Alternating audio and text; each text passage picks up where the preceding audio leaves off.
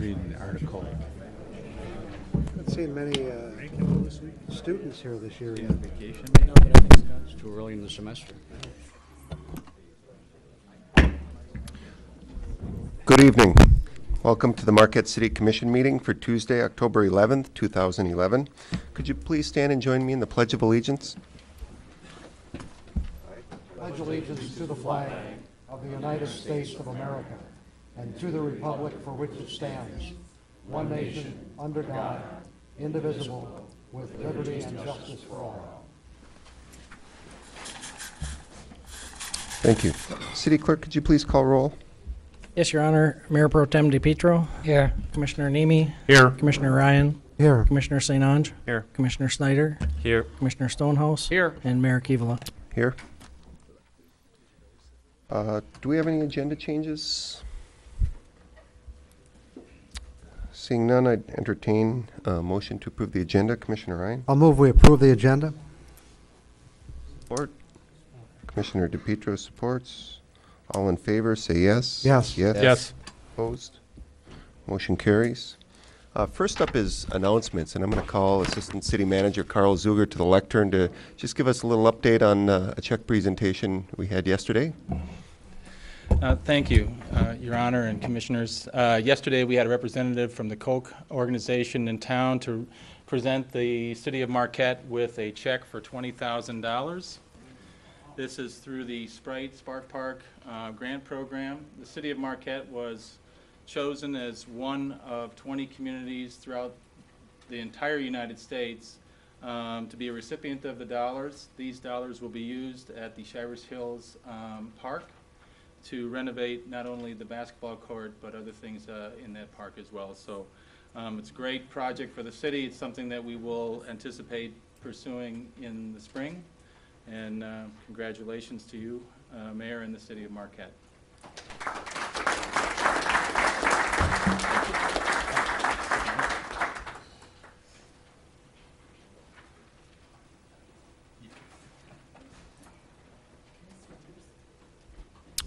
All right, our first agenda item is a public hearing regarding moped helmet ordinance 588.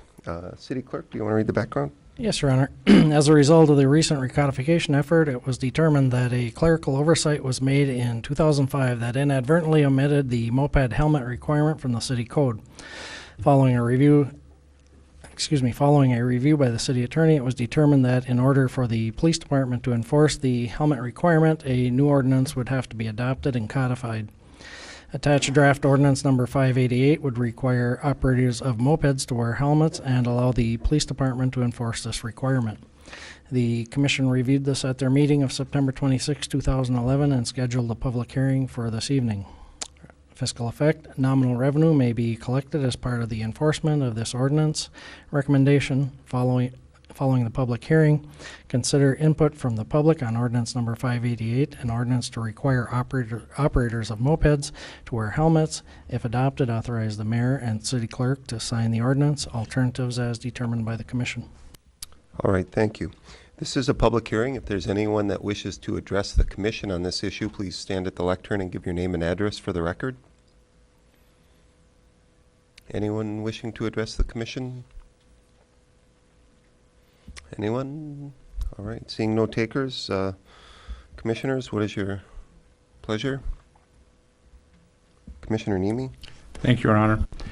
I move that we adopt ordinance number 588, which requires operators of mopeds to wear helmets, and authorize the mayor and clerk to sign the ordinance on behalf of the city. All right. Do we have a second? Commissioner Stonehouse? Second. Thank you. Commissioner Nemi, any comments? Well, I think it was left out as an oversight, and certainly I think it's a good idea for operators of mopeds to wear helmets because it only serves their own benefit. Thank you. Commissioner Stonehouse? Only that is correcting an administrative oversight. All right. Any additional comments? Seeing none, City Clerk, could you please do a roll call vote, please? Yes, Your Honor. Mayor Pro Tem DePietro. Yes. Commissioner Nemi. Yes. Commissioner Ryan. Yes. Commissioner St. Ange. Yes. Commissioner Snyder. Yes. Commissioner Stonehouse. Yes. And Mayor Kivala. Yes. Motion carries. All right. Next up, we've got a presentation on Founders Landing building heights by City Planner Dave Stensis. Dave, welcome.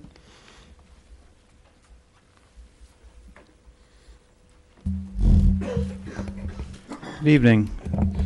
I'm Dave Stensis. I'm a planner in the Community Development Department. Several members of the Planning Commission have joined us here this evening as well. And Chairman DeGoosh will be available to answer any questions that might be best answered by the Planning Commission during the public part of this presentation, or public part of this meeting, sorry.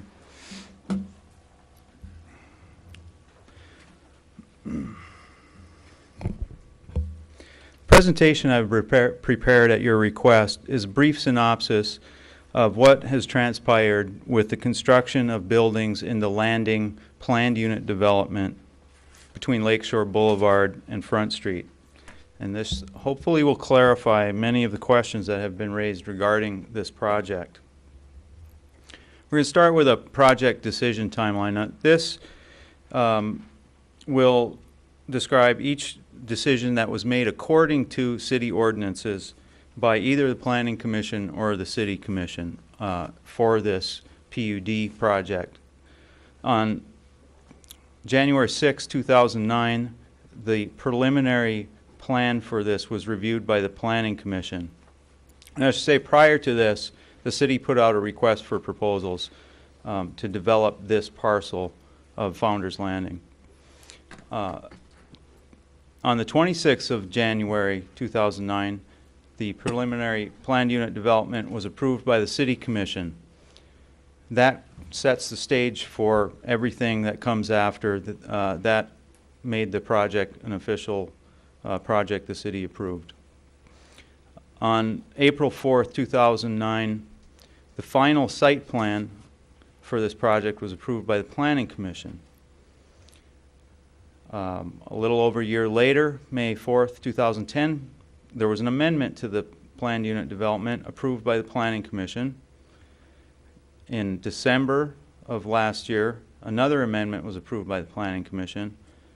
And this year, on the 3rd of March, a minor amendment was approved by staff for the Ripley building upon the Planning Commission finding that the requested modifications to the project were minor in nature. This matrix shows the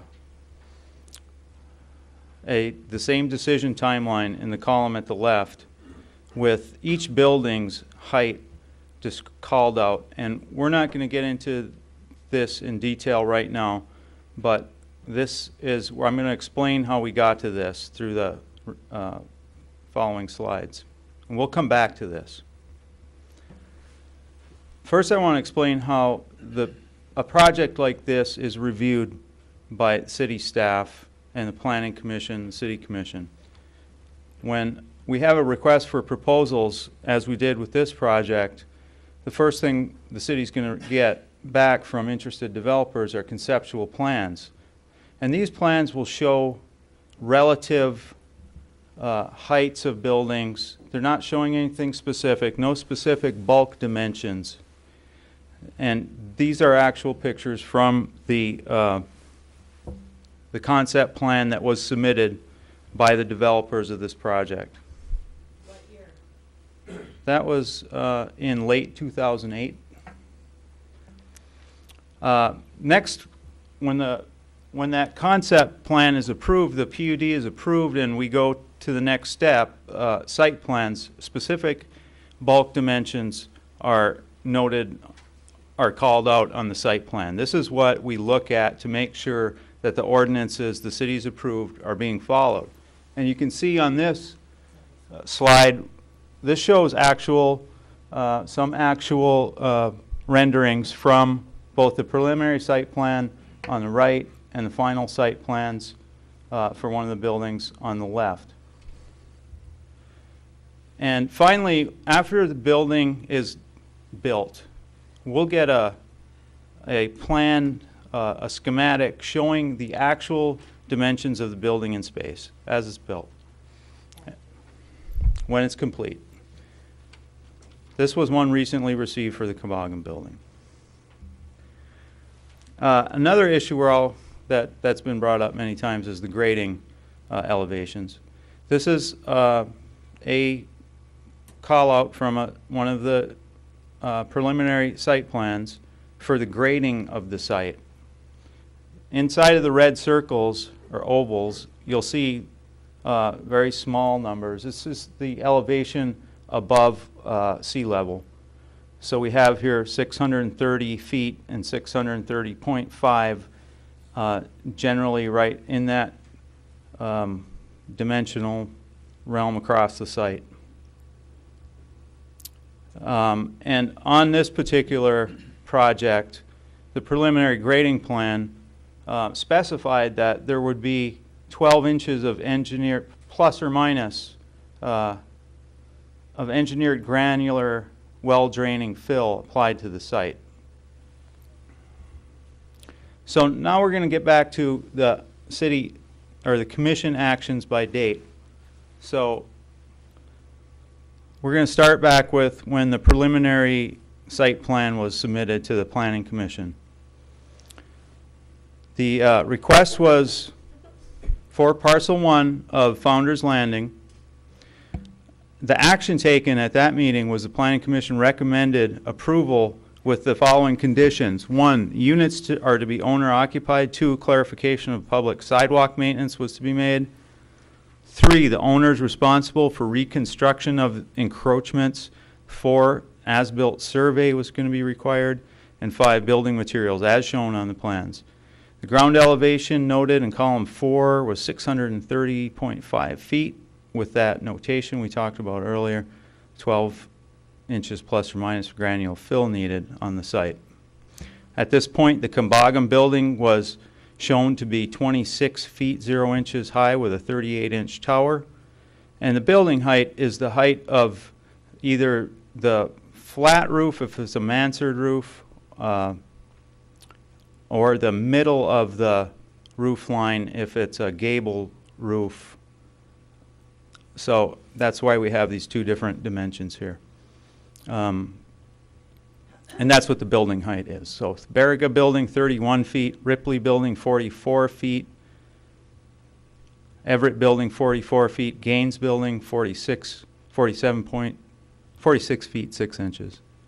And Adams building the same, 46 feet 6 inches. And both of those buildings having a 59-foot 8-inch tower. This is exactly what was approved by the City Commission on the 26th of January 2009. The final site plan approval by the Planning Commission had other recommendations attached to that approval, or conditions attached to that approval, or is a recommendation for approval, I'm sorry. 1, storm sewer was to be maintained by the private developer. No utility construction until approved by the city engineering department. 3, the master deed was to be created and recorded. 4, building materials as presented. No vinyl to be used for building exterior materials. Ground height 630.5 to 632. That was the range given.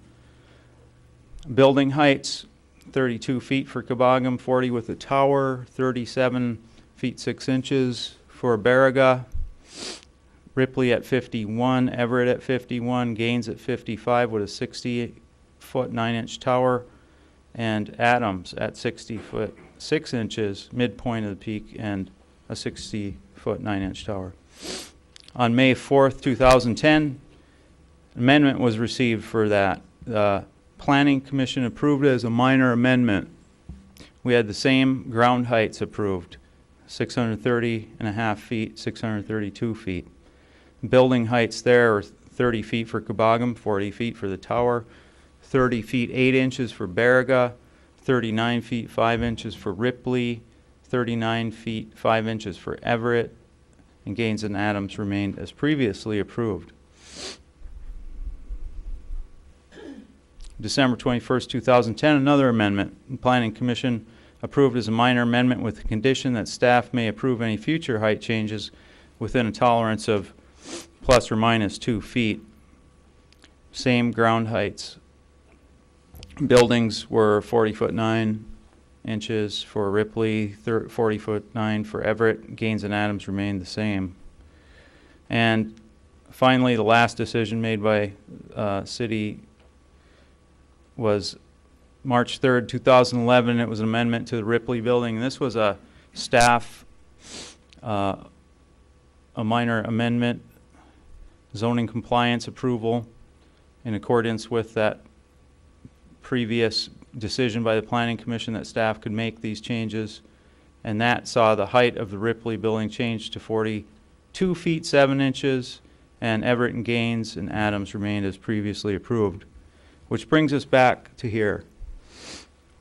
Now you can look down on each building and see the changes over time with the different decisions that were made.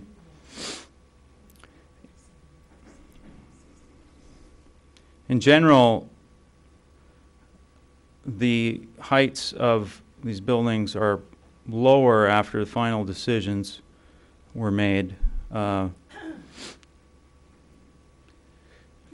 is a little bit higher. The Baraga building is a little bit lower.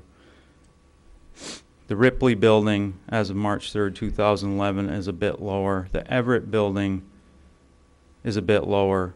And we see a little height gain on the towers of Gaines and Adams. And the building height of Gaines and Adams did grow a bit, but that was within the approved range of the plans that were submitted. And the ground elevation has remained consistent throughout. So that's my brief presentation. I have more slides that discuss the particular views and elevations above Front Street and the view corridors, if you'd like to see those, or we can save that for another time. It's your pleasure. Commissioners, do you have any questions or comments for City Planner? Don? Yeah, I think one of the critical questions is, did that ground elevation change anywhere in the process? Is this what we anticipated, that it would be built at the level it is being built at? Yes, and initially when the site was a brownfield and was being remediated, I believe there was about 4 feet of fill that was taken out, replaced, and right from the preliminary plan, this said 630.5 feet plus or minus 12 inches. There's been 18 inches added at some points on this, but that is still within the range of a reasonable change to the, or if it was 4 feet, that would be a much different story, but 12 plus or minus was approved, and it's been right in that range with every building here. And you weren't here, so I guess it would be difficult, but there seems to be some kind of disconnect between what people anticipated and what arrived. And I'm not saying, I'm not saying anybody's wrong or right or anything else. I'm just saying that there is that feeling. Is there any explanation from that, from the Planning Commission, or? I don't see it myself. When everything was on the plans, everything we just went through is called out on those plans, and we can go back to the heights shown here on the preliminary plan. That's the preliminary plan showing the heights at what they're right in where they are now. And that was for the Gaines building. And that was put together when? What was the date on that? That was approximately January 2009. And again, the Gaines building said 47 feet with a 59-foot tower, and that does have a 60-foot 9-inch tower now planned. But the other buildings, as you can see, that was a bad example because that building's not there. But the other buildings, I mean, we see Everett higher But that was on the plans that were approved. Those were decisions that were made in public in the light of day. Why aren't the towers listed? Ma'am, please. So- Any other questions? Do we, Commissioner Stonehouse? Question, Dave. All of the meetings of the Planning Commission, I'm assuming were open to the public. And was there public participation within those meetings discussing the plans at all? I think I'd like to have Chairman DeGoosh Please. speak to that. He's Steve, if you could. been through this process all the way through.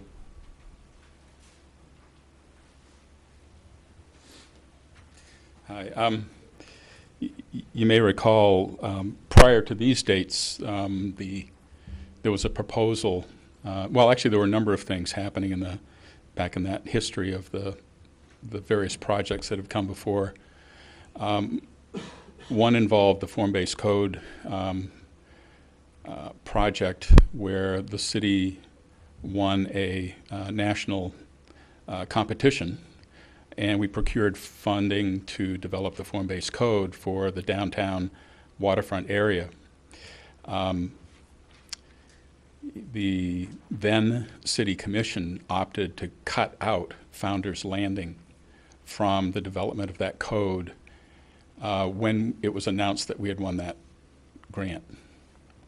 And we had to explain to the EPA that had happened locally. They continued to fund us, and we went forward with form-based code for the surrounding areas. But this part of the downtown waterfront was never considered as part of the form-based code project. So the way that this property was going to be reviewed caused it to fall under planned unit development, so that any proposal would have to go through the PUD review process and be sort of decided upon its merits based on that proposal alone, and not in the context of a existing code. The first project that I think many people were still have in their mind as what was pitched the first time came from the urban project. And that group did not end up being the ones that developed this property. So there was a subsequent round of application that has brought us to this project. And all of these meetings on this project, and there have been, I can't remember, dozens of them on this, in one way or another, were all public meetings and were properly noticed.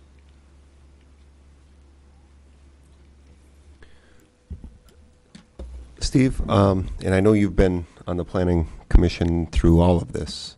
The concern I've had, and I think several commissioners have had, as we've heard many things come up that, you know, they added fill that they weren't supposed to, and they build higher than they were. Our concern is, did they build what was approved? Yeah, as far as I can tell, they have, and in fact, many of the amendments, as Dave just pointed out, actually lowered the buildings in a couple of instances. Okay, and then another question is, does someone actually physically go back then and measure and do a site inspection after construction and verify that they are? I'm not sure. Maybe can you answer that?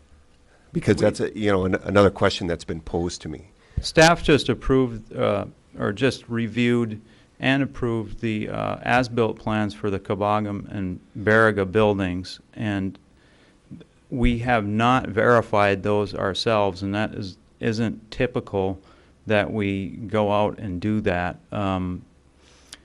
We're working with licensed surveyors and engineers who put their reputation on the line that what they put on the paper is accurate, and if it's not, they're going to be in a lot of trouble if we find out it's not. And generally, architects, engineers, surveyors are going to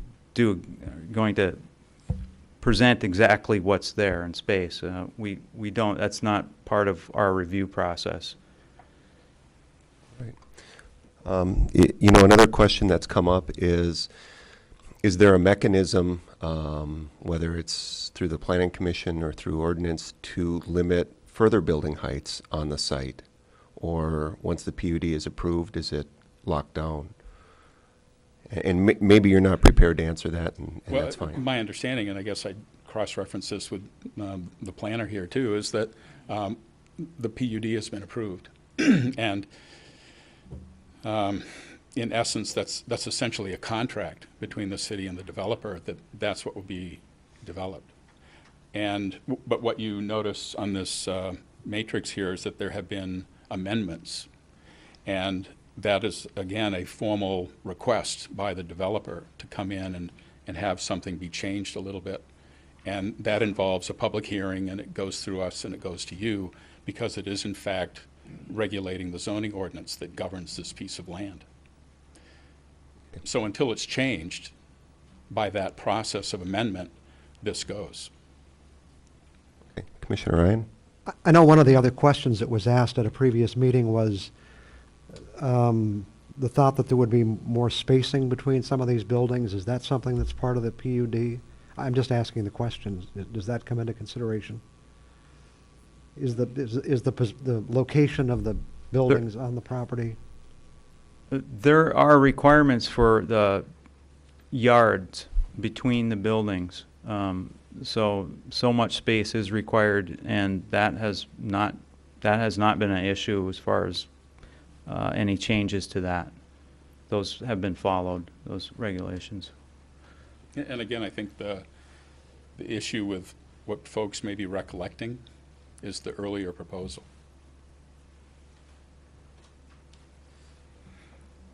Any other questions? Commissioner DePietro? Thank you. The next two buildings that are going to be north of the present one being built, are they going to be higher than the one presently being built? I believe Everett is the building presently being built. Gaines and Adams will be a bit higher, as you can see in those last two columns of the buildings. Gaines being 47 feet at the midpoint of the roof line, and having a 59-foot tower. Both of those buildings, 55 feet with a 60-foot 9-inch tower on Gaines, and 60-foot 6 inches with a 60-foot 9-inch tower on Adams. So they are going to be a bit higher. That's what I was afraid that you were going to say, because actually, when we first started with this, I did not believe anything was going to be higher than the guardrail. And I not knowing... Please, folks, I'll ask you I again not to knowing that if I would have seen a drawing of Front Street and then where the buildings were, I could have objected, but I would have just been one of the commissioner, so it probably would have passed anyways. But me being a novice at this and not an engineer and surveyor and that, I did not see this coming. But it's in place, so there's really nothing we can do about it, I don't believe, at this time. Shh, quiet, please. I don't believe anything we can really do about the heights. Right. Because the POD's already been approved for To the mitigate future. that, we have, at the Planning Commission level, done our best to sort of ensure a four-sided design, which is why you've seen reference to no vinyl siding, and to ensure that the materials that were proposed or were illustrated on the diagrams that came to us were, in fact, the ones that ended up on it, so that the parts of the buildings that you do see from different aspects are somewhat attractive, at least, if not very attractive. Okay, thank you, Your Honor. Thank you, Steve. Dave? Commissioner Nemi? Thank you, Your Honor. Dave, when you say that we measure to the midpoint of the roof, if a building is 47 feet at the midpoint of the roof, the actual total height of the building is slightly more because you've got half the roof yet above that point, correct? Correct. Okay. That could be a large variation in what that is, depending on how high the roof is, from bottom to top. You have any other questions? Well, I want to thank you both. Dave, thank you for the presentation. Chairman DeGoosh, thanks for coming. There's several planning commissioners, both current and former here that came as well, so thank you. In the format that we have, we can open this up to a question and answer. But if, I know there's a lot of residents here that want to speak. If you want to ask some questions during public comment, that's fine. We'll write those down. We'll write your names down. We'll try to get you back information if you have questions that remain unanswered. So. Thank you. All right. Our next item is a presentation on Better Buildings for Michigan program by Natasha Koss, Superior Watershed Partnership Program Manager. Speaking of former Planning Commission members, welcome, Natasha. Hi, thank you for having me. You bet. Did it go away on here? Oh, we'll bring it We're back. just missing it, the presentation. While he is coming up here, thank you for having me. Natasha Koss, Program Manager at Superior Watershed Partnership. I'm just excited to be here today to introduce the Better Buildings for Michigan program to you. The Watershed Partnership has been helping the city work on this and to get this going. You may recall we helped you to write a grant in November 2010 to the Department of Energy and Labor and Economic Growth, which is now the Michigan Energy Office. And the city of Marquette was actually one of only a handful of communities, thank you, that was awarded with this funding. And let me go ahead and do that. And so we're really excited because this is a chance for the city of Marquette and its residents to find ways to save money and save energy through energy efficiency improvements to their home.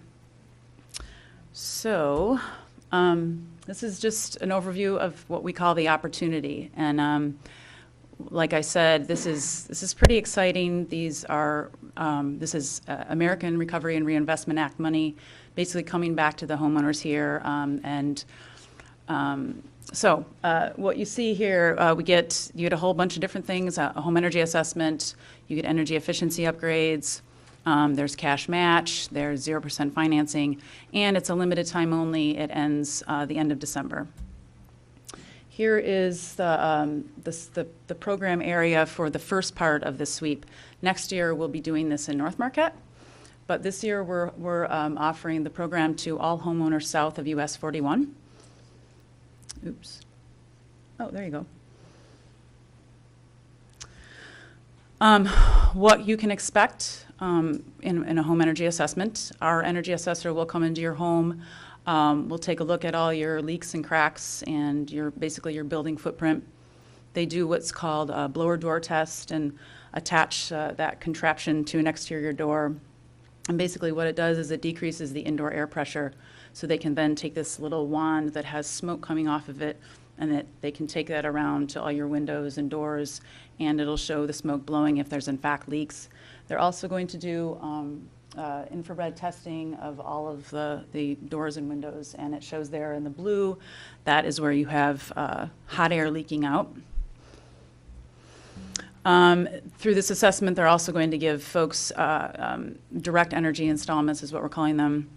These are 10 CFLs, energy efficient shower heads and faucet aerators, programmable thermostat, pipe wrap, and a comprehensive safety inspection that hopefully will also uncover any kind of asbestos issues.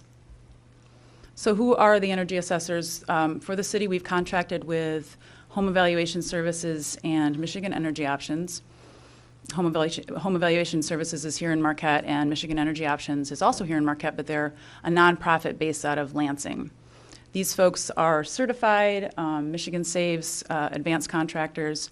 They're local, they're professional. These folks have been doing this for many years, doing these kinds of home energy assessments. This is kind of the real meat of the program. And what we're really excited about in terms of just the savings for the homeowners. The direct energy installments are valued at almost $175. for homeowners who are interested in going a step further and might be interested in, say, new doors, new windows, insulation, furnaces, that sort of thing, there's an additional $3,000 cash match towards these kind of energy saving measures. Then there's also a 0% APR financing loan through Michigan Saves. This is a $20,000, up to $20,000 loan for 10 years. And this is all for only a copay of $25. We see this as a great benefit to Marquette, obviously for all these reasons. And as you can imagine, not only are our contractors who won the bid, not only will they be working on this, but we're also, through all this kind of work, whether it's putting in a new furnace, whatever it may be, we're going to be putting a lot of contractors to work in the city. When it's all said and done with this program, when it ends, we'll have brought over $1 million into the city and boosting the local economy. So really excited about that. And as I said before, next year we'll be implementing the North Marquette sweep. We'll begin designating those boundaries probably sometime in November, December.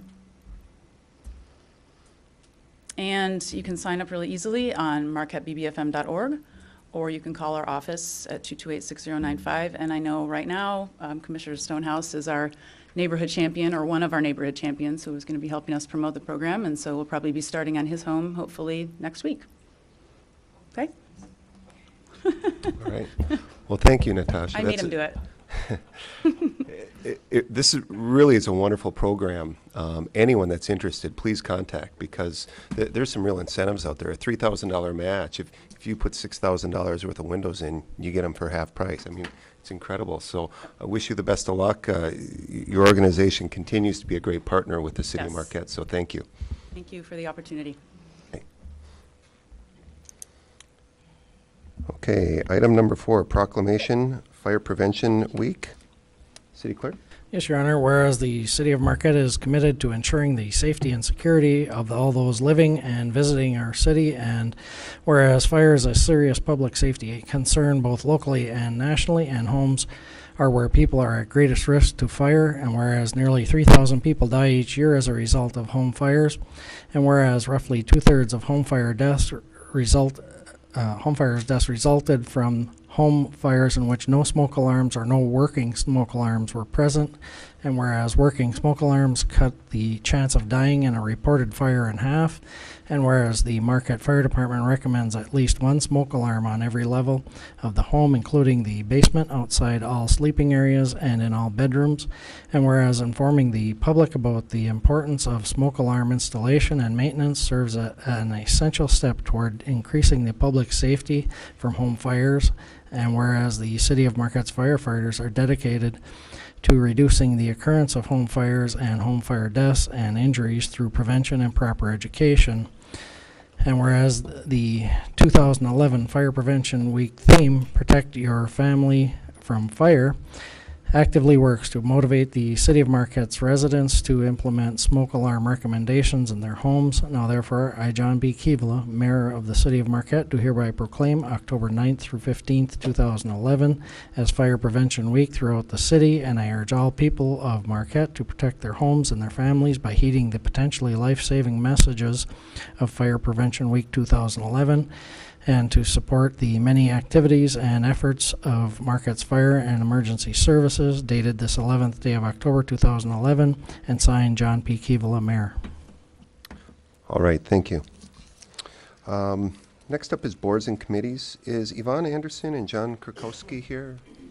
Okay, if you could meet me at the lectern there.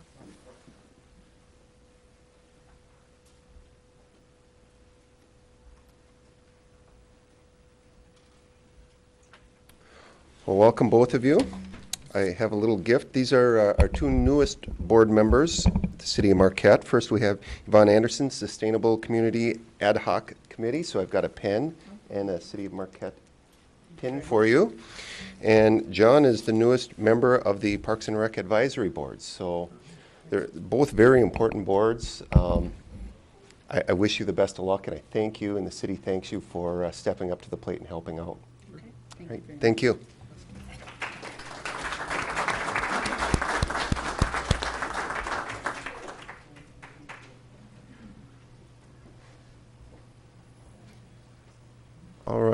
we've got one appointment here. We've got Dottie Lewis, Marquette Housing Authority, for a term ending 6/14/16.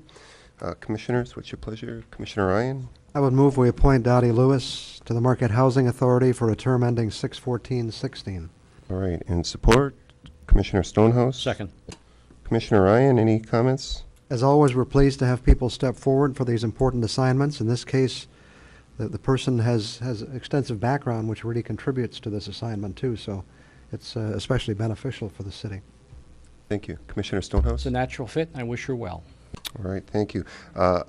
Dottie has served on this authority several years prior, so she was a wonderful board member, and I'm sure she will continue to do a great job. So call the question. All in favor, say yes. Yes? Yes. Opposed? Motion carries. And we've got one reappointment, David Allen, Board of Canvassers, for a term ending 12/31/15. Commissioners, Commissioner Stonehouse? I motion to appoint David Allen to the Board of Canvassers for a term ending 12/31/15. Thank you. Do we have support? Commissioner DePietro? Commissioner Stonehouse, any additional comment? Again, my thanks for stepping up and helping the city. Thank you, Commissioner DePietro. Yeah, and he's enjoyed his last term, so I thank him again for coming aboard. Thank you. All right, all in favor, say yes. Yes. Yes. Opposed? Motion carries.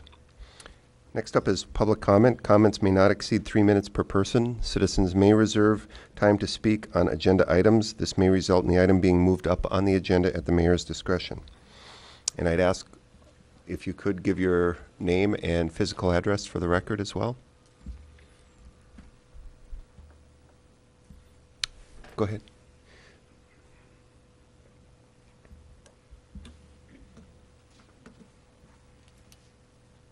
Can you hear me? Yep. My name is Jim Klumpner. I live at 902 High Street. My background's a little different from a lot of people's backgrounds. I grew up in C.R. Meyer and Sons Construction Company. I've been a small-time contractor at times in my life. I also worked for HUD 40 years ago, doing basic research on housing. The study was called, it was an 18-month study, very intensive. We built models, we did all kinds of stuff. It was called Diversity in Form and Space, a study of housing in the United States of America for the future. It's very hard for me to believe that someone planning a project would not have 4 different directional pictures of what it would end up with. That you could have seen what was to be built, and the public could have seen what they could be built from the road, for instance. But I'm not yelling at anybody.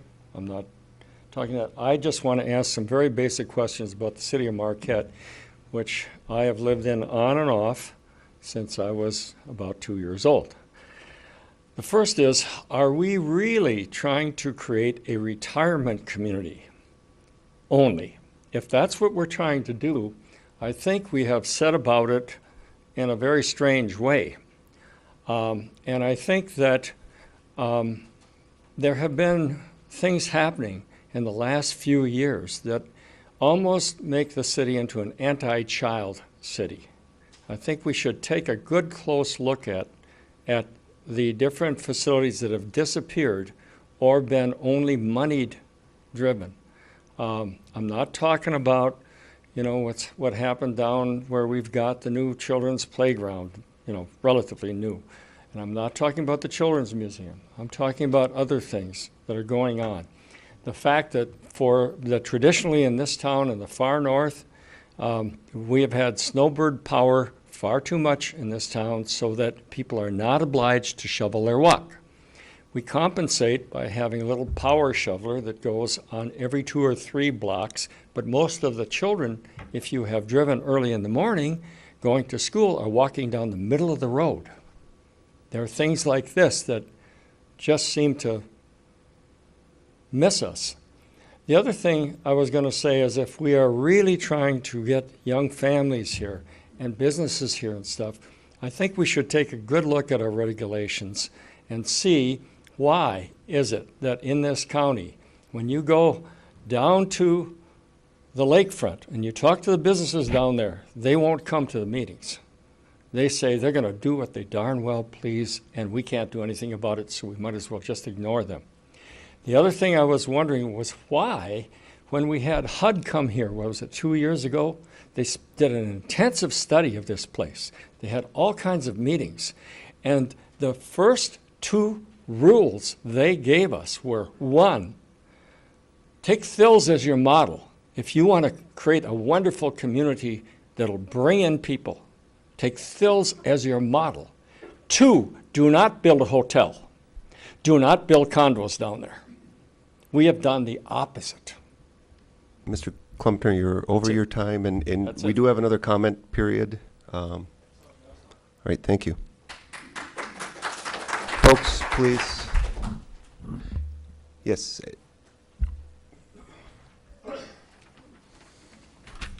Hello, my name is Chris Paulus. I live at 425 North 4th Street, Unit 2. I am here to address something pretty much unrelated to about anything we've discussed here tonight, so just allow me 1.5 minutes and I'll be on my way. Occupy Wall Street, most of you know about it, is a growing movement, nonviolent movement about occupying public space. And it's a growing movement all around the country, Boston, Detroit, anywhere in Florida. There's San Francisco, and now it's developing around the world too, Copenhagen, and I think London's on board now too. And now it's extended up here in the UP. We have a little movement called Occupy the UP. We're not planning to occupy any public space yet, but we do have a march planned this Saturday, beginning at Harlow Park at 8 a.m.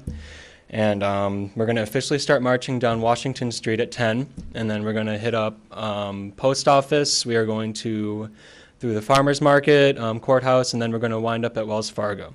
And if most of you don't know what the Occupy Wall Street movement is about, it's generally about the intense power of financial institutions and large banks in our country, namely JP Morgan, Wells Fargo, Citigroup, and what's the last one? Bank of America. And they've injected a lot of money into our political systems. They lobby so they can push back any push towards legitimate climate change. They bailed themselves out of our economic recession with our taxpayer money. And they're largely responsible for creating a dismal wealth gap in our country. So if you're on board with that, if you feel like that's something you'd like to protest, again, about 10 a.m. Harlow Park, we'll begin marching down Washington. So please come join us. We welcome everybody and anybody, and that's what this movement's all about. So thank you for your time. Thank you.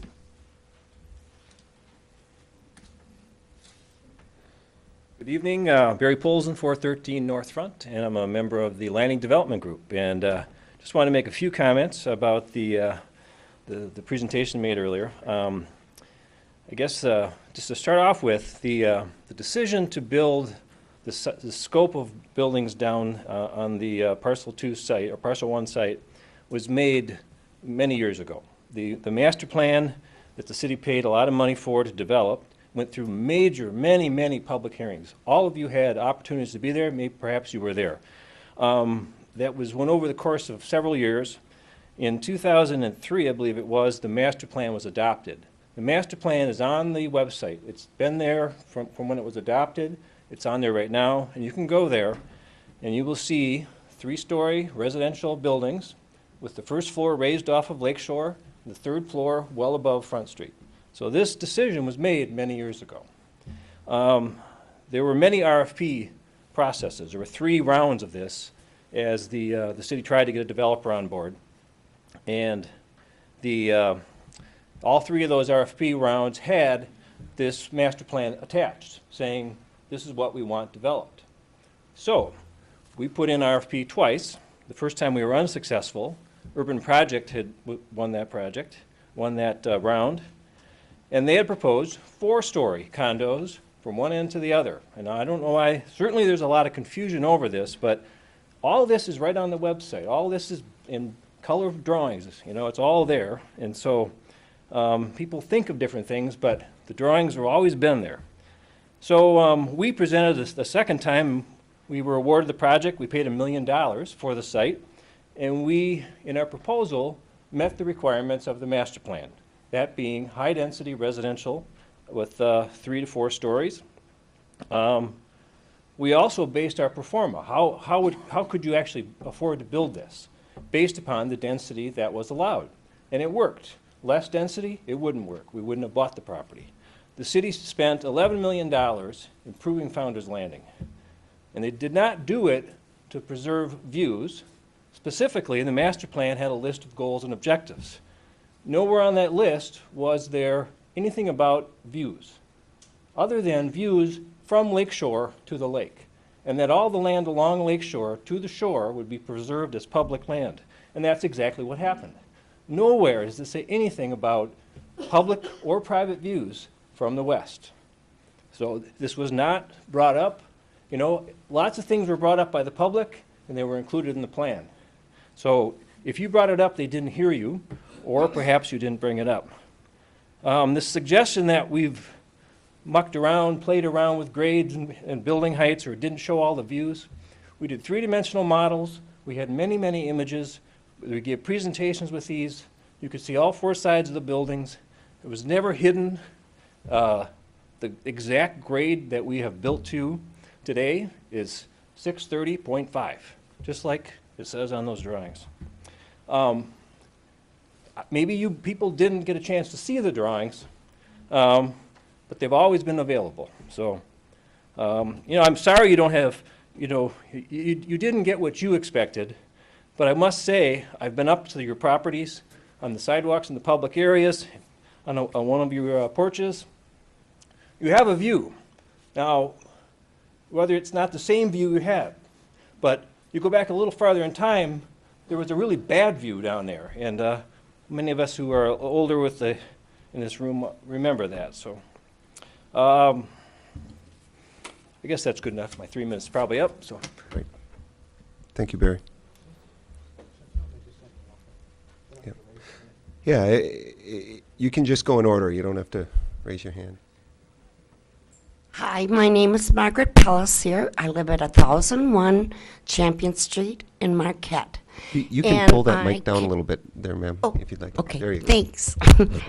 I think, from what I'm hearing, that yes, the buildings did. But I'm sorry I spoke out of turn. It's the towers that are making the big difference. And this is why it's obstructing so many people that have had this view for many, many years.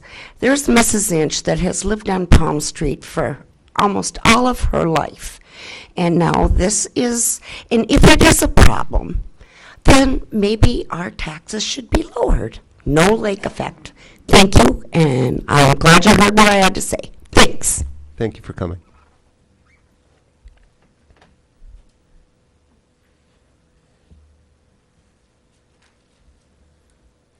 Good evening, Jim Buckholz, 104 Palm Street. Very nice presentation at the beginning of the meeting tonight. I noticed there was many amendments from 2009 until present, almost. Let's have another amendment. Drop them back down. Folks, please.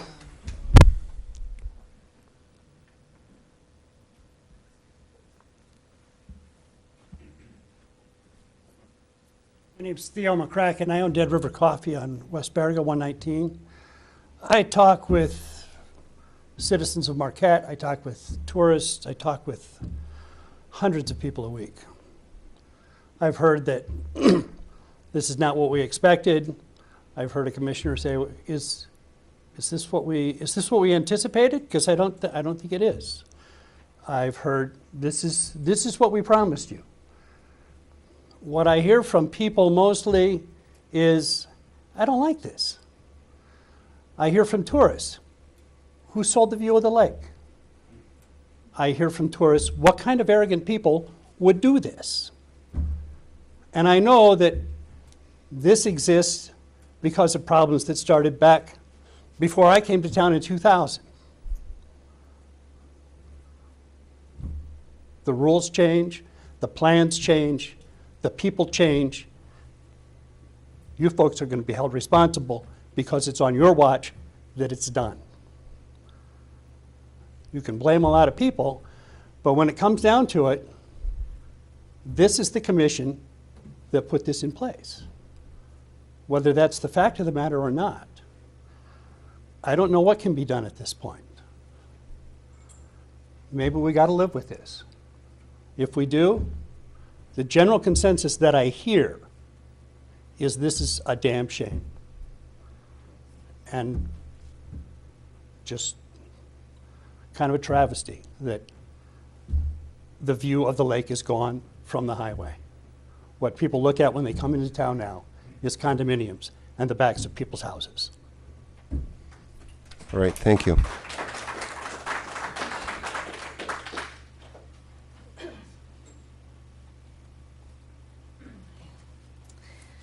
Thank you, and thanks for having this meeting. I appreciate the informational meeting that we did have tonight. My name is Chris Clemens, 913 Champion Street.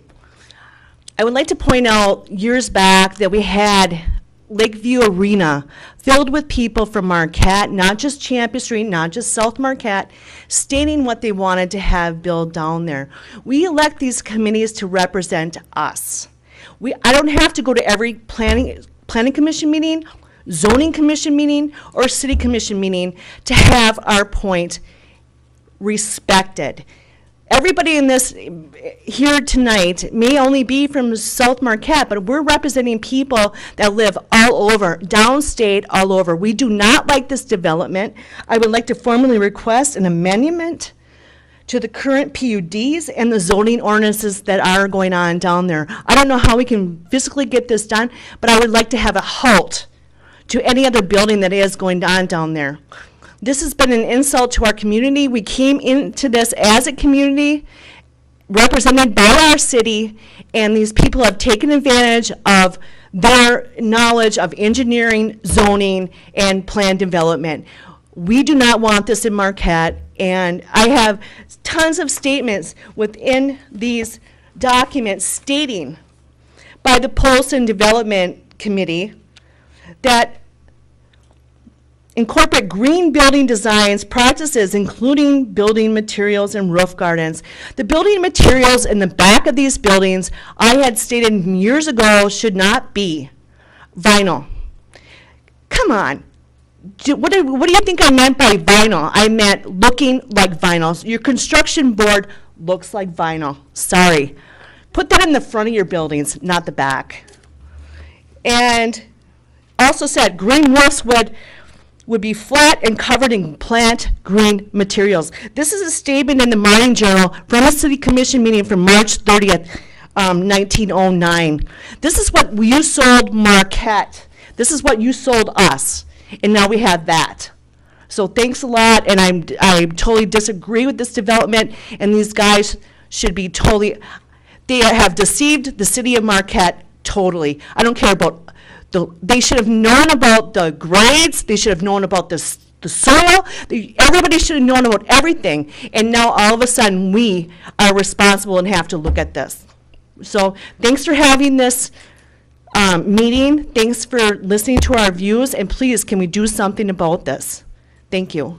Thank you.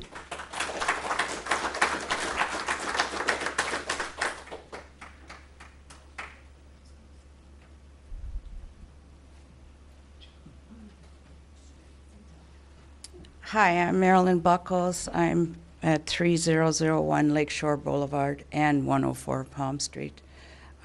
Quite some time ago, I had suggested to a commissioner that I'm more of a visual person, and that I thought would be a great idea was to put balloons up in the air to let the people see what was coming in the future and what height it would be.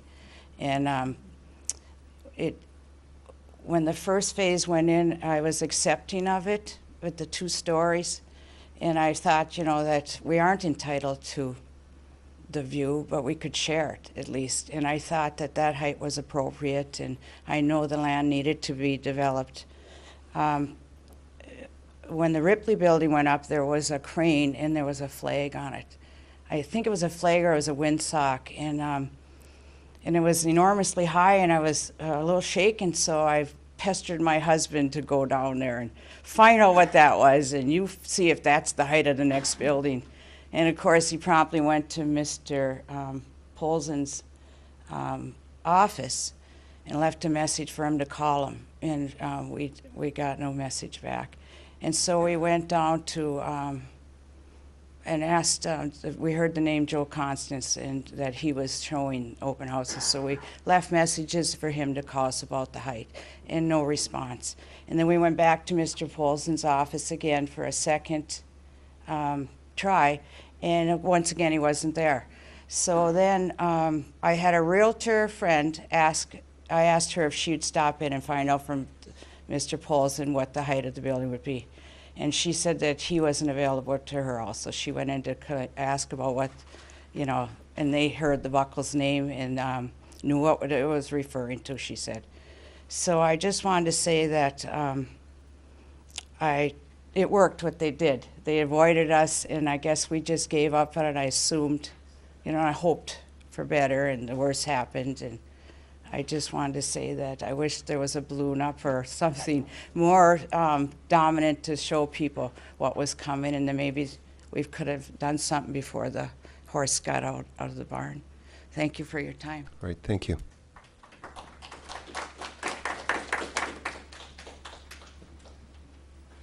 Charlene Homan, Palm Street.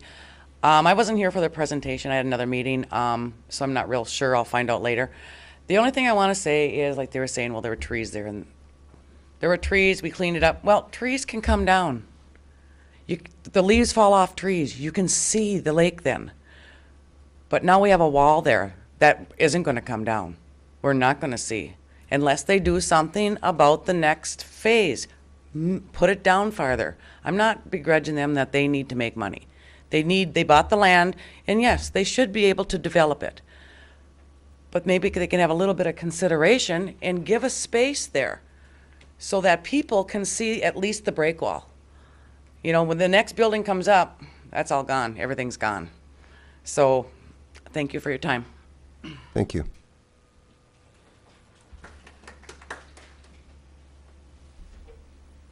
Anyone else wishing to address the commission?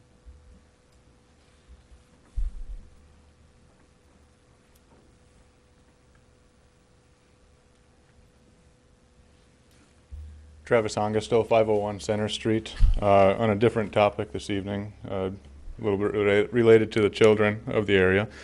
I would like to commend the commission and the community for being a great place to live. An abbreviated list of awards from the last 2 years include top 5 places to retire, one of the top micropolitans, a national medal for museum and library service, bicycle-friendly community, a dozen distinctive destinations, fan favorite, and 10 best cities to raise a family.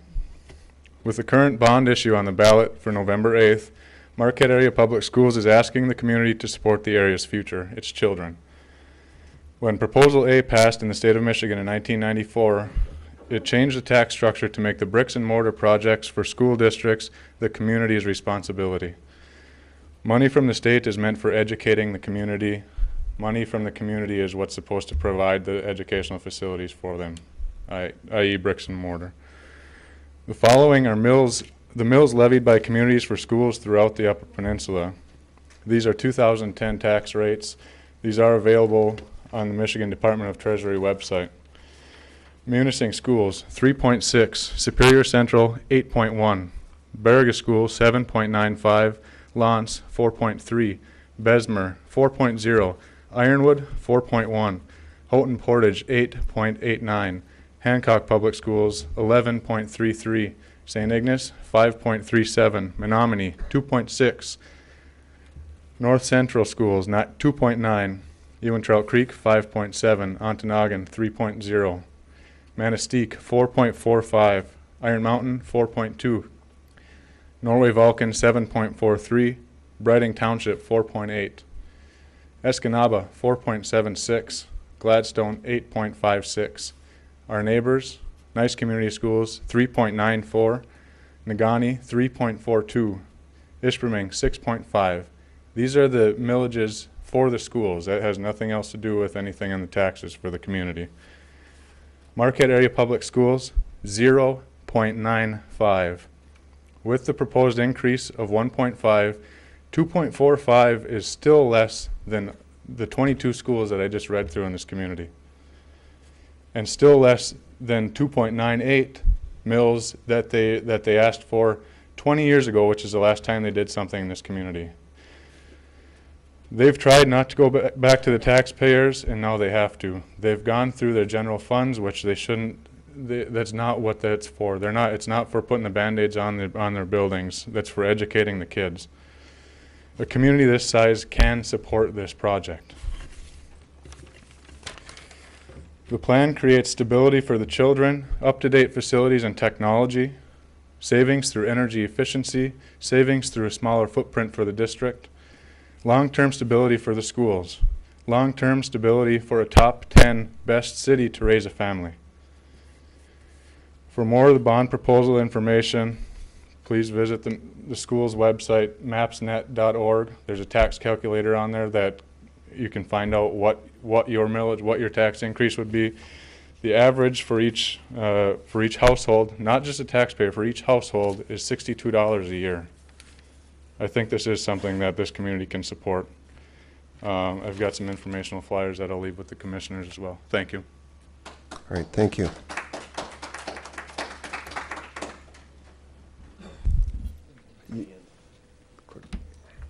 Anyone else?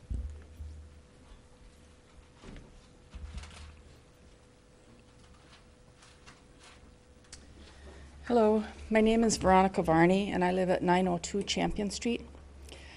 I just wanted to say that I have been following, although not in great detail, the development, the Founders Landing development, and have trusted all along that what we were being led to believe would be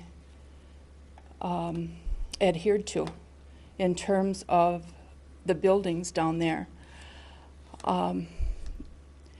I would like to reference a Mining Journal article that Mr. Polson was quoted as, I'll just read it verbatim. Barry Polson, architect and one of the partners in the group, said one of the most important aspects of the project's design was to maintain as many views to Lake Superior as possible. And further down in the article it says, even though some parts of the development will be higher, he said residents enjoy a nice view of the lake while traveling down Fisher Street, and the development incorporates that view corridor with a dedicated public walkway that goes toward the shore. Even though some parts of the development will be higher than the elevation of Front Street, Polson said residents on Champion Street, Palm Street, and Fisher would be able to retain most of the views of the lake they already enjoy. Quote, there are a few elements of the buildings that go higher than that, but of course, out of the 180-degree view they have, we're going to take a very, very small percentage, if any, explaining that elements include things like roof gables.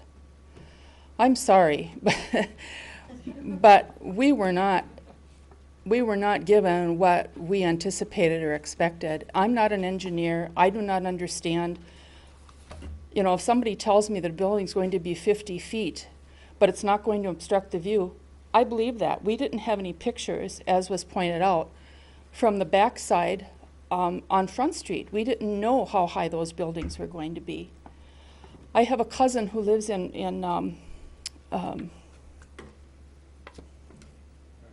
Pensacola, Florida. And she's 90. She turned 90 last Friday, and she has tried to come up here over the years because she really loves Marquette. She just loves it here. She loves the lake. She loves white birch trees. Anyway, she came up last week and was here for 3 or 4 days, and all I told her was that there was some development going on down at the lakeshore. And I took her for a ride, and we came down the bypass. And as soon as we went around the roundabout, she said, "Oh my God, what have they done?" Those were her exact words. I would agree with others that if there's something that can be done to stop that mess from proceeding south, it would be a benefit to our community. It would be a benefit to our community. I'm sorry, but the other thing I'd like to say is that when the first building went up, I was a little upset. You're over already, and we do have another comment period if you want to I finish. can't wait that points. long. Okay. Just the back of that one building is a hot mess. Okay. Thank you.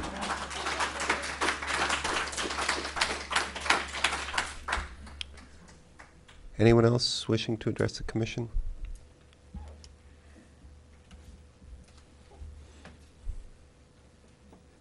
Hi, my name is Dick Hennessy. I live at 905 Champion Street. I'm a relatively new resident to Marquette. However, my wife's family has lived on Champion Street since 1880.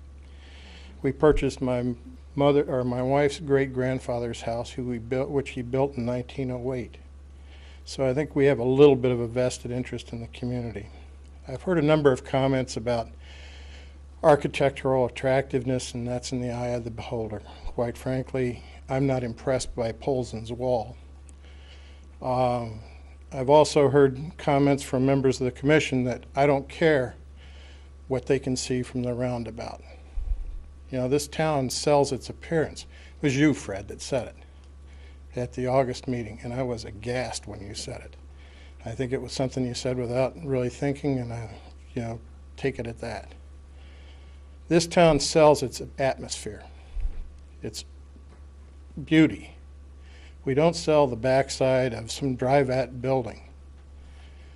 I share Mrs. Varney's concerns regarding the future development of this. I've served on zoning boards. I've served on boards of zoning appeal.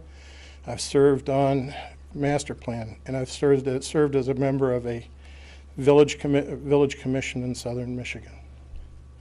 I understand how difficult this job is. I understand how difficult the job in the building zone board is. In fact, I went in when the first approval was being done and asked to see the plans. And I was told by members of your zoning board that don't worry, we won't obstruct anybody's views. That was inappropriate for them to say, apparently, because they either did it unknowingly or hoping that that would be the case. I understand that there's little that you can do about what has already been approved, other than to watch the appeals or the amendments process very closely. And I appreciated the honesty about. A member of the commission said he didn't know what they were going to look like. Let's make sure in the future that we know what things look like. Get all four side elevations. Make sure that all of the elevations are as attractive from a visual perspective as the fascia or the fronts are. This is, unfortunately, I do not think an improvement over the old bum's jungle, which is what that area was called before. Folks, please try to maintain some decorum in chambers. Anyone else wishing to address the commission?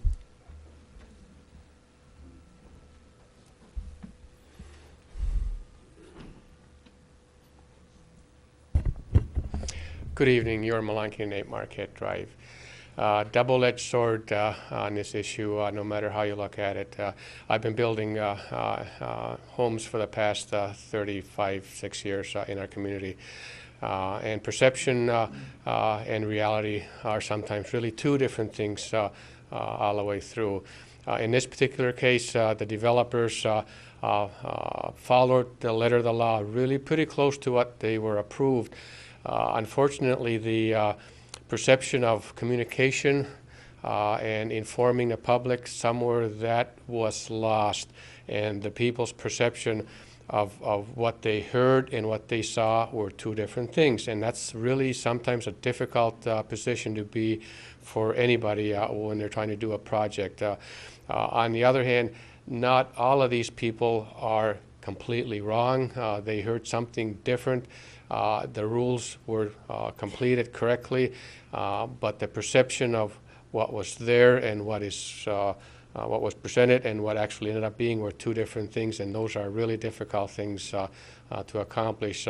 And perhaps a better PR, better communication could have perhaps solved some of this with and I have not looked at all the three-dimensional pictures, but in my case, I show my clients three-dimensional pictures, elevations, retrospect to things that are on the site, roads, other buildings, and so on. And so it gives kind of a perspective where you are at a given time to what there is that is proposed.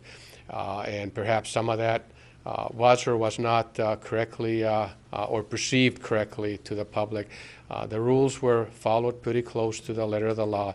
The perception is where it was lost, and that's unfortunate. Thank you. Thank you.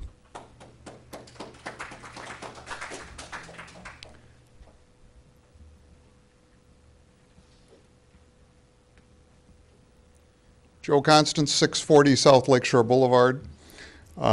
Fifth generation, I think, Marquette resident from 1865. I played down in Bum's Jungle with a lot of people that are sitting up here, or sitting here right now. We don't take this matter flippantly. I understand if I lived on Champion Street or on Palm Street, I would feel bad too. You know, there's no question about it. It does alter their view. There's a difference between altering and blocking a view. And as far as I must be from a different planet when I think about all the comments I hear about Barry Polson's designs. I am damn proud of that development, and that's the bottom line. I think that, and I don't know about the people that go to the coffee shop, but we get 70 outsiders a week that come through our open houses. And the praises that this city gets for that waterfront development and maintaining the public properties. You know, I understand the changes. For 100 years, the highway was the main view of Lake Superior here. Guess what? We've got a new road. And that new road allows 1,000 cars a day and more to get a beautiful lakefront view. It allows thousands of people to use that bike path every day. We were afraid to go down there before when we were kids. Now it's a beautiful area for the public. We're going to have a beautiful hotel there, a beautiful marina, a beautiful boardwalk. It's just it's a jewel for the city, and the people from outside of the city certainly appreciate it, and I know a lot of the people from inside the city appreciate it. So I just want to, I am proud of it, and if I wasn't, I wouldn't be involved in it. Thank you. Great, thank you.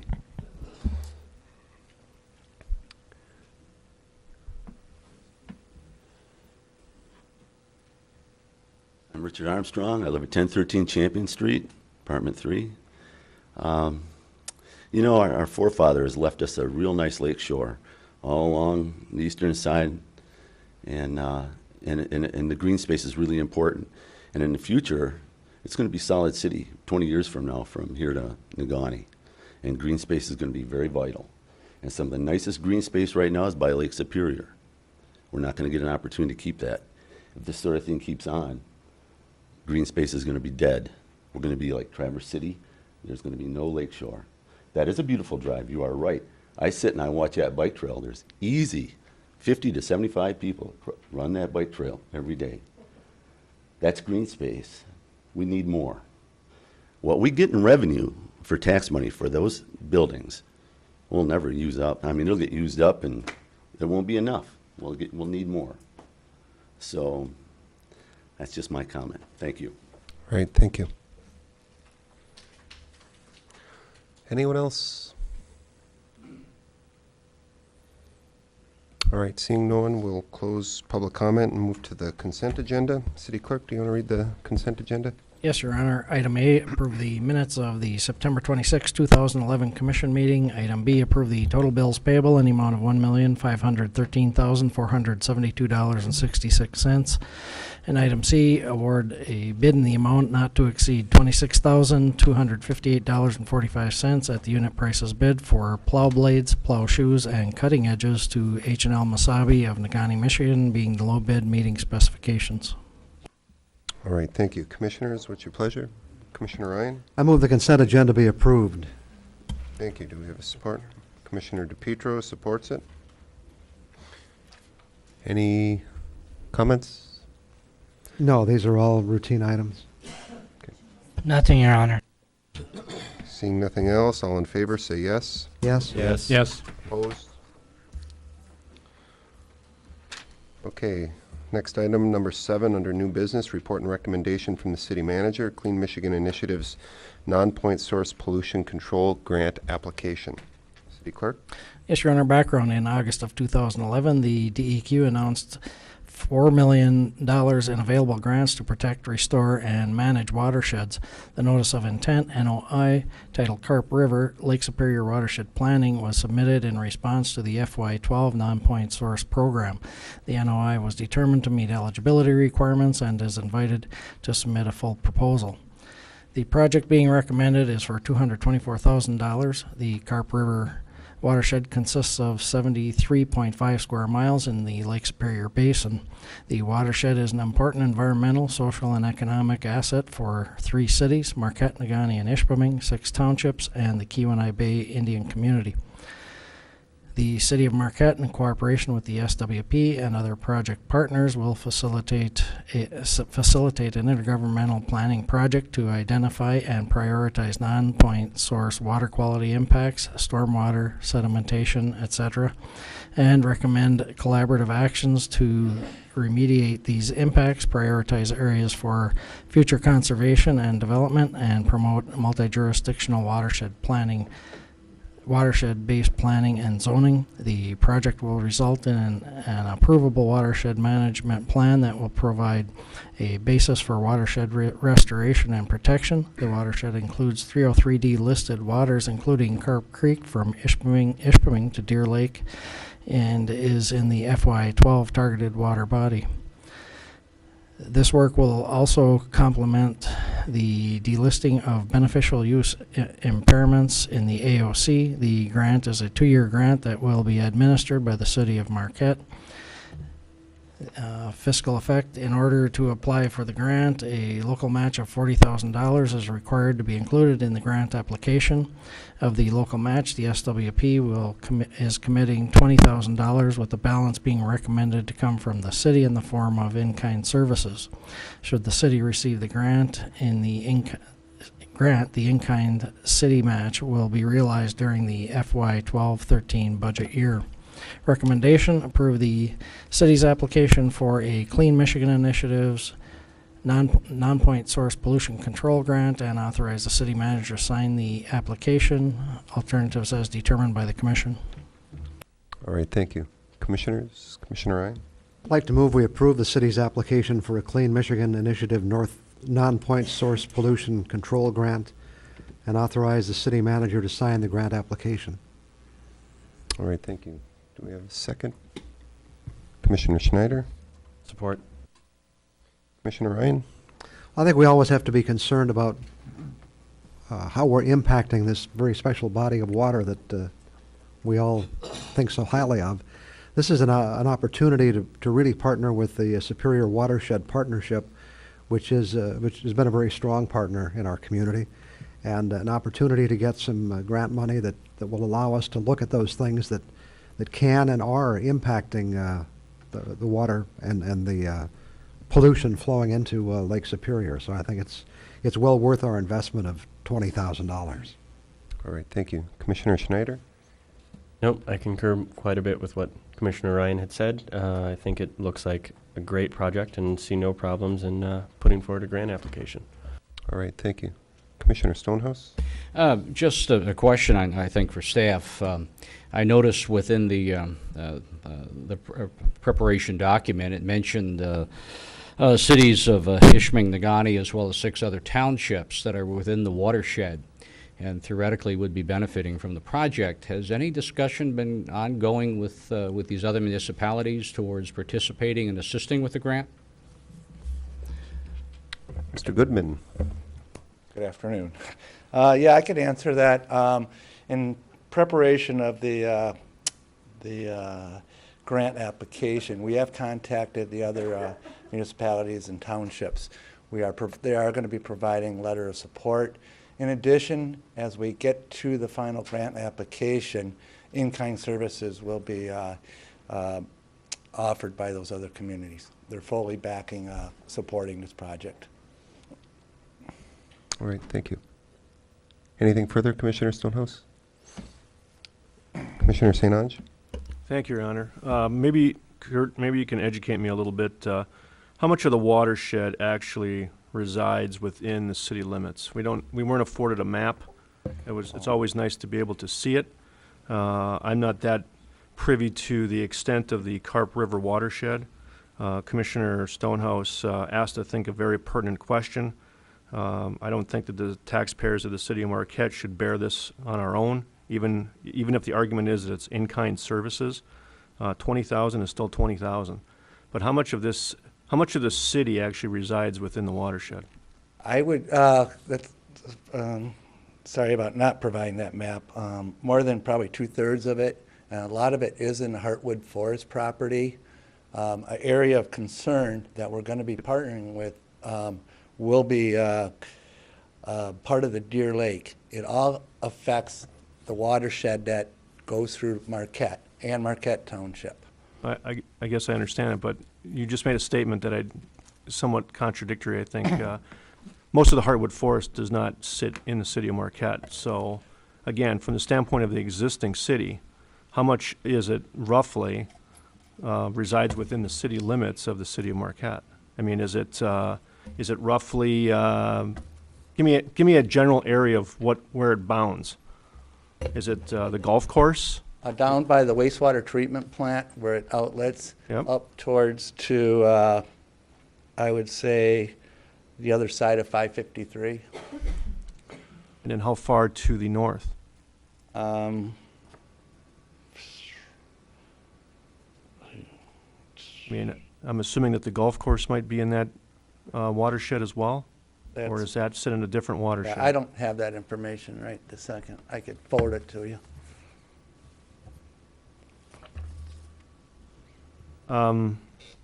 Again, I guess I can presume that the comments just made with regard to other municipalities sharing in this cost are sincere. And again, because we don't have agreements in place, how do we know if that's ever going to happen? I know the argument will be that in order for this to actually be effected, it'll have to come back in front of the commission, whoever's sitting here in fiscal year 2012, 2013. But again, at the end of the day, we have to be cognizant of how much money we're spending on what projects and prioritize those that have the greatest impact. And granted, we will benefit from this study, I'm sure of that.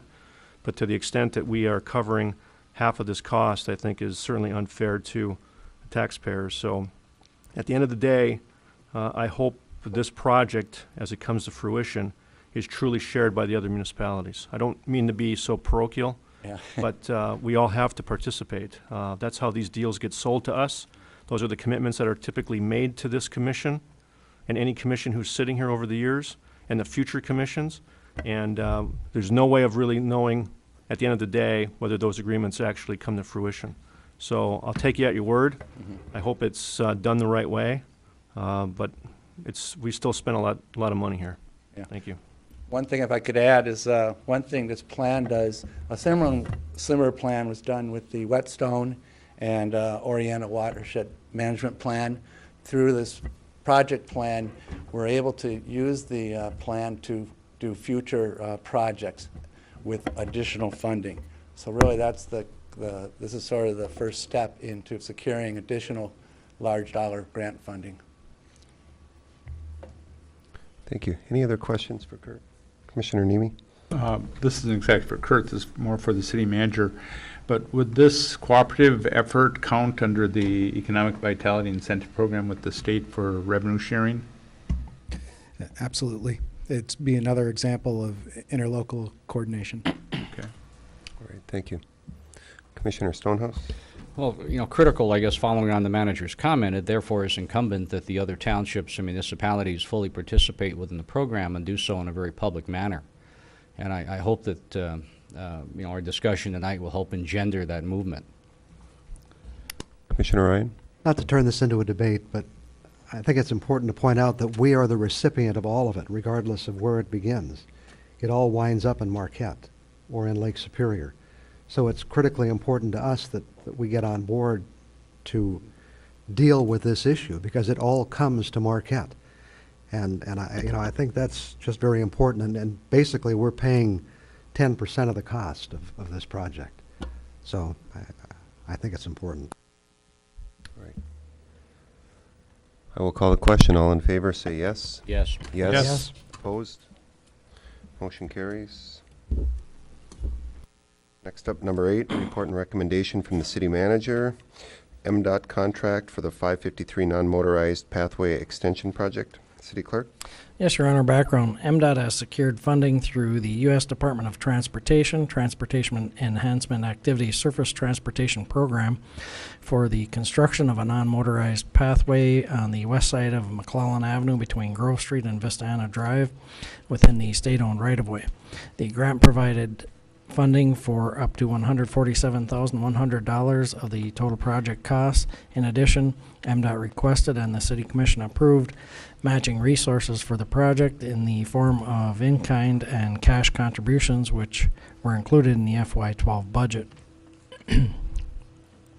Plans were developed by the City Engineering Department for the project, and the Planning Commission voted to support the project on December 7, 2010. In addition, MDOT held a public forum for the community on June 29, 2011, to solicit input from the community regarding all aspects of the project implementation. Concerns stated by 4 residents in attendance were primarily related to the future of the 4-way stop at the intersection of Grove Street and McClellan Avenue and the removal of trees near the proposed construction site. MDOT stated that the project is separate and unrelated from the 4-way stop control study. Further, MDOT modified plans to address unnecessary tree removal as well as incorporating additional field adjustments to be addressed during construction activities. Fiscal effect: the budget for this project includes $117,700 in federal aid, $18,500 in matching funds from MDOT, and city contributions of $10,900 respectively. Per the approved budget for fiscal year 11-12, authorized city contributions may not exceed $15,000. Once completed, the city will take ownership of the pathway and assume responsibility for all future maintenance. Recommendation by resolution: authorize the mayor and city clerk to sign the contract with MDOT for M553 non-motorized pathway extension project from Vista Ana Drive to Grove Street. Alternatives as determined by the commission. All right, thank you. Commissioners, what is your pleasure? Commissioner Stonehouse? I will motion by resolution to authorize the mayor and city clerk to sign the contract with the Michigan Department of Transportation for the M553 non-motorized pathway extension project from Vista Ana Drive to Grove Street. All right, do we have support? Commissioner Nemi? I'll second the motion, Your Honor. Thank you. Commissioner Stonehouse? Project's been discussed before. It certainly is a benefit to the city. It does add an additional element of safety for the folks along that stretch of 553 and or really McClellan Avenue. It's a good thing for us. All right. Commissioner Nemi, anything to add? Just that'll be a nice addition to our trail system. Any other comments? Seeing none, I'll call the question. All in favor, say yes. Yes. Yes. Opposed? Motion carries. We are through our agenda. Next up is public comment. Comments should be limited to 5 minutes per person. And again, please state your name and address for the record. Hi, I'm Angela Dufay. I live at 902 Division Street, actually the corner of Division and Newberry. I live above where you would look over the lake, so this really doesn't impact me. Yes, it does. I live in Marquette. I'm living in this town because it's beautiful.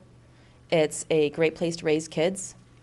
But now suddenly I'm looking at houses. I go for my daily walks and I'm seeing this atrocity being built up. It's like having a giant wart on our lakeshore. And it's just, really, do we really want this to be what advertises us as people coming through our town, going through the roundabout and seeing, oh, a building, and they'll keep driving. Why stop? Why do we go down to the lake? Well, we're just passing through. There's nothing down there. There's just a bunch of houses. We're just going to keep passing. So why are we letting the arrogance of 2 guys that couldn't stay for the whole meeting dictate what we're going to see for the rest of our lives? That's just my opinion. Thank you. Thank you. Anyone else?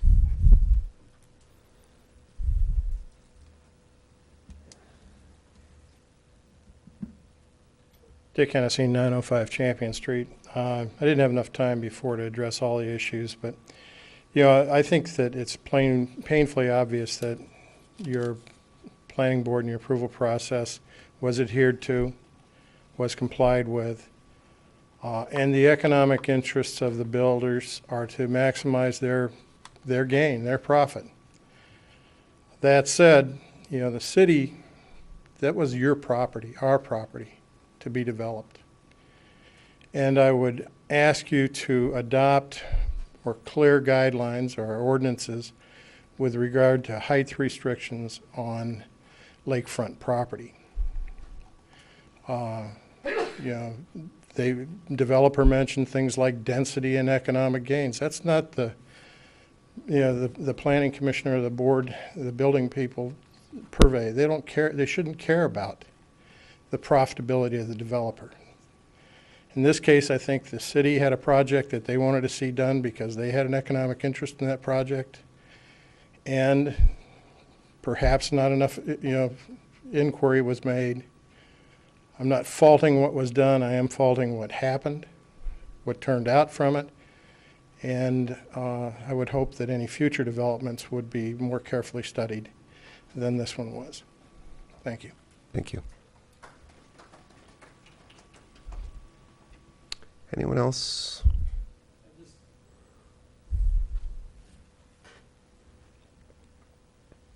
I wasn't attacking anybody. I just wanted to clarify a little bit about this thing, since we had a booster talking about how wonderful the city is, and the city is Mr. Klumpner, wonderful. if you could just state your name and address again. For Jim Klumpner, 902 High. Thank you. In town. There was a movement to shut down the ice rinks last winter.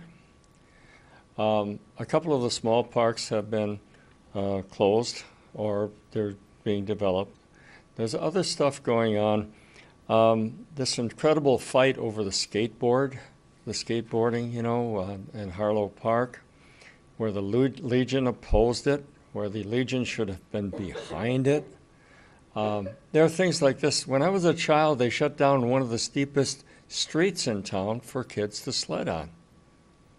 This is all I'm saying, is that one of my fears when my children were walking to school when we couldn't drive them was that some kid was going to get hit on that street whose father and mother were lawyers or doctors, and the city would have its pantsuit off because the kids had to walk on the street because the sidewalks are not plowed.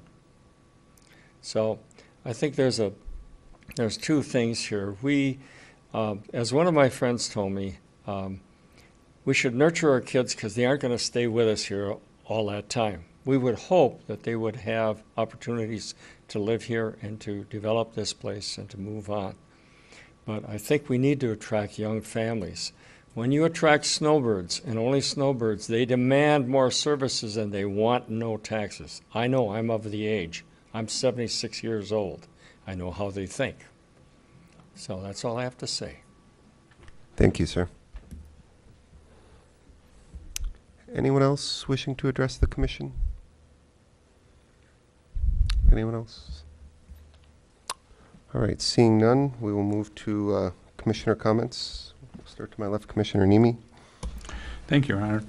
I don't really have a lot of comments, just one brief one.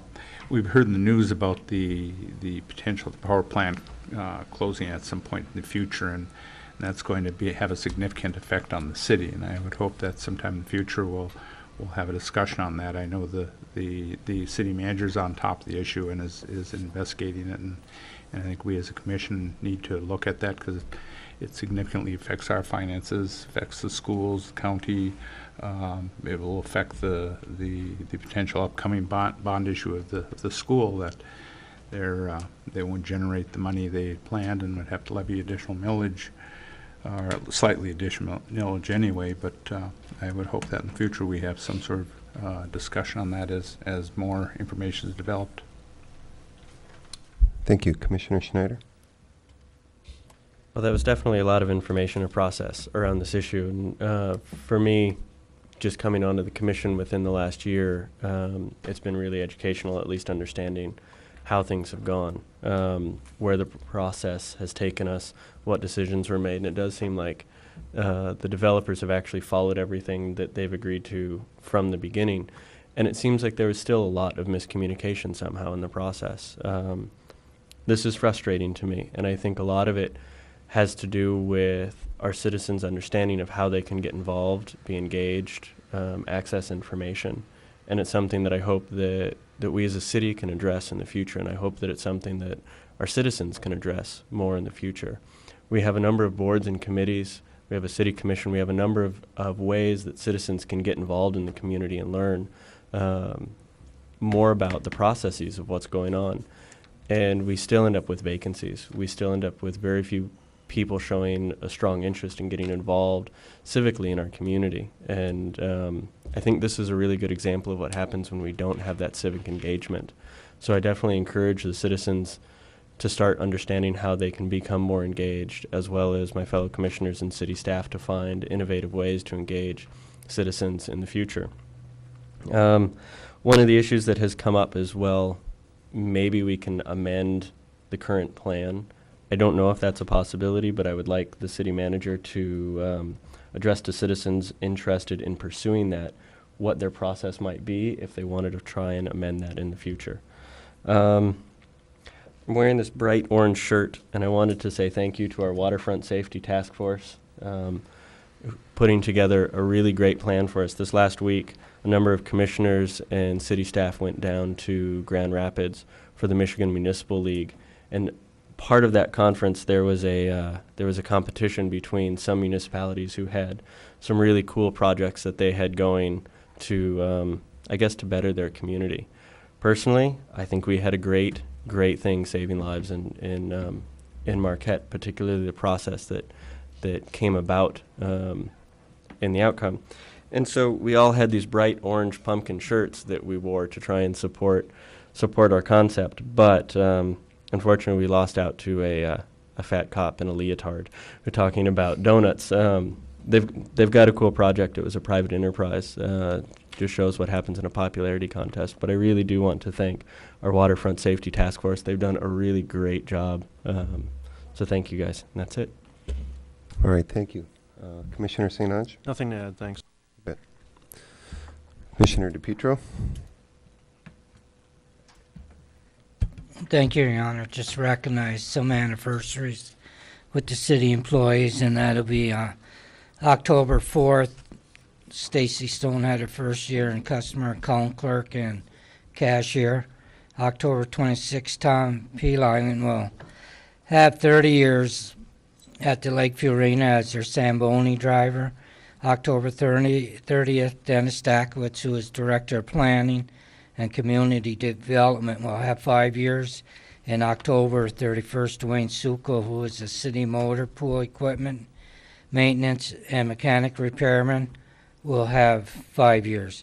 I'd also like to commend all of our departments and city employees who had worked around the clock during Thursday, September 29th windstorm that was clocked at 69 miles per hour, that toppled trees, crossed roadways, secured areas that down live electrical wires across roads, flooding, and those working traffic control during power outages. Again, we thank all of the city departments and all employees for their quick response during this weather-related emergency with a job well done. And last Saturday, October 8th, from 11 a.m. till 12:30 p.m., the Marquette City Fire Department held their 19th annual Fire Prevention Week kickoff parade on West Bluff Street at Harlow Park, with over 35 fire trucks, firefighters, EMTs, paramedics, and rescue vehicles from throughout Marquette County. All children and adults had a chance to view all the emergency equipment up close, followed by drawings for young children, which included saving bonds and bicycles. And fun was had by all with the beautiful weather. And again, we thank all of the fire department personnel from throughout Marquette County for participating with this event. And at this time, I'd like to have the city manager, Bill Fida, when it's the city manager's comment time, to announce his next public community hours, location, time, and date. Thank you, Your Honor. Thank you. Commissioner Ryan? First of all, I would like to, as Commissioner DePietro mentioned, thank those emergency workers, those city workers, Board of Light and Power workers, and other workers who did come forth in that emergency and really put in a tremendous amount of effort. Meetings like tonight are always interesting. I was going to say fun, but they're not. Maybe fun's not the right word, but they're certainly interesting, and I enjoy them. They remind me of the old town hall meetings where people come out and tell us what's on their mind. And I think that's a good thing. The unfortunate thing is if you try to hold a town hall meeting and get people to come out and tell you what's on their mind, nobody shows up. But when you have an issue, people do tend to come out, and that's a good thing. I think we heard a lot tonight. I guess I'd like to think about it, and then we have a lot to think about. So that's the most I want to say about it tonight. I did want to mention, too, I want to congratulate city staff for their efforts in getting the $20,000 grant for the park in Shiras Hills. I think that's outstanding. The other thing is I was walking, and this is a couple of weeks ago, I was walking through Matson Park and just marvel at the job that, I'm not sure who's in charge of keeping that place in order, but when you can have that many festivals at a park and still have green grass and still have it looking the way it does, some people on the city staff deserve a lot of credit for that, and I certainly, for one, have taken notice. And I think it's also a time when I'd like to, again, remind people that it's called Matson Park because of a guy called Elwood Matson. You know, in this town, and I've mentioned this before, we have, people think Peter White is a library and Shiras is a park and Harlow is a park and Graveret is an auditorium. These are actually people, they're people who contributed to our community. And certainly Elwood Matson was one of those people too, and that park was fittingly named in his honor. And it's just another great summer that we've had to enjoy that park here in Marquette. And I think the presentation by Natasha Koss tonight, as the mayor said, this is important. I think it's really more than important. Hopefully, tell your neighbors about it. Tell your friends about it. This is an opportunity, to get some free energy savings and to get some public grants that can really help people. So I hope they'll call Natasha or whoever they have to call to take advantage of that. Tell your friends and neighbors out in South Marquette as well. Thank you. All right, thank you. Commissioner Stonehouse? Well, certainly, as Commissioner Ryan said, a very interesting meeting and a good meeting. Lots of great public input, lots of things to think about. But one of the big issues I think that has come out of it is that the very clear understanding that we as a commission rely very heavily on public hearings to sense what the broad swatch of the public is thinking, what they want to do, how they feel about topics and objects and decisions that come up. And it's a little frustrating, and I know it's difficult, I know it's arduous, I know there's a lot of them and they keep going on, and it takes a real commitment to stay involved and to understand everything that's happening. But that's democracy. And you have to participate in it if you're going to be able to try and influence the decisions that come out of those meetings. And it's very difficult to come in effect in this instance when decisions are largely already made, although certainly we can look at alternatives, because that was a long process we went through, and it went on for years. And we can, again, it's just, we really depend on those public hearings to be able to understand what the people are thinking of. And a good example would be, we had a public hearing tonight on the helmet law for moped. And obviously there's issues on both sides of that. I mean, there's a considerable movement in the state of Michigan that says get rid of all motorcycle helmets. And yet we didn't have a single person at the public hearing tonight talk about that, either pro nor con. And it was well publicized in the papers. I mean, there was no lack of knowledge that this was ongoing. So again, in this city and certainly in any community, participation and being energetic in that participation is just really, really vital, because that's how democracy works. You can't depend on the papers or the news media for your sole source of information. They're a great beginning, and it's there, but you've really got to go out and find out what the truth of the matter may be on your own. And we all know that. I mean, that's not any great revelation. the Building Better Michigan program. I'm a neighborhood champion of that. That means that I've agreed to have my house looked at. Please, I'm not getting any special treatment or favors from that, and like Commissioner Ryan, I am encouraging everybody to get out in South Marquette this year, take advantage of it. It's a great opportunity, and next year it'll be North Marquette, and we'll cover that one too. 2 questions for staff. Does anyone have any knowledge of any park we have ever closed or sold or plans to get rid of? I think that came up in public hearing tonight, or public comment. I'm certainly not aware of that. I would remind, too, our citizens that we own virtually 95%, perhaps a little bit less, of our lakeshore. And I know of absolutely no plans, perhaps staff does, to ever sell any portion of that lakeshore. You know, we certainly hold on to that, I think, as a very precious commodity. Other than that, Mr. Mayor, thank you very much. All right, thank you. Just a few random comments. I'll dovetail on the Building Better Michigan. That really is as good as it sounds. It's not like inviting a vacuum salesman into your house. There's really no strings attached. You sign up, they will come and do those things for you, and they will recommend maybe some things you can do. And again, if you want to do some of those, there's matching money to do it. We were very fortunate to be a community selected for that, so I really would encourage any and everyone to sign up. I would hate to see that money go unspent. Commending, certainly BLP and Public Works officials for the work during the windstorm is great. I've gotten a lot of comments asking, or questions, and a couple of emails questioning why we haven't picked up all the branches around town. And the answer is simply our brush pickup is a couple of weeks away. And so the crews went around and picked up anything that was dangerous or in the way or blocking, views or obstructing, sidewalks. But other than that, the intention is to do it all at one time during our normal annual brush pickup, which is coming up in a couple weeks. And then last but not least, on the award that we tried to win down in Grand Rapids, there were 7 different communities that entered projects, and I will tell you, I'm maybe a little biased, but ours was certainly, without question, the best. But it does become a popularity contest. The city manager and I were talking about this a week before we left, and he said, we'll be winners if one community comes to us and says, we want to copy what you're doing. I said, BS, we're going to win it.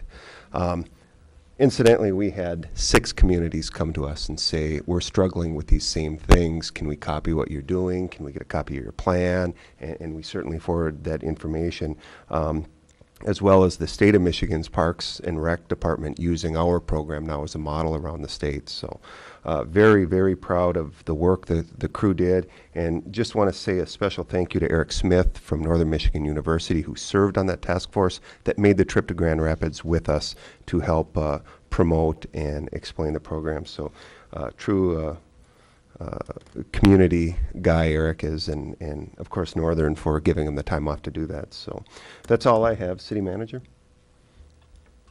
Thank you, Your Honor. And on behalf of staff, for the entire commission, we thank you for your kind comments. We certainly are working very hard to make sure that we're providing the best level of services that we can to the community. Also, specifically for Commissioner DePietro, tomorrow, October 12th, at the Community Conference Room in Peter White Public Library, we'll be having our next community office hours. And we would encourage anybody for any subject to come in and have a chat and tell us what they think about the city, what's going on, suggestions to improve services, make life better, or anything else that you'd like to chat about. Thank you, Your Honor. All right. With that, we're adjourned.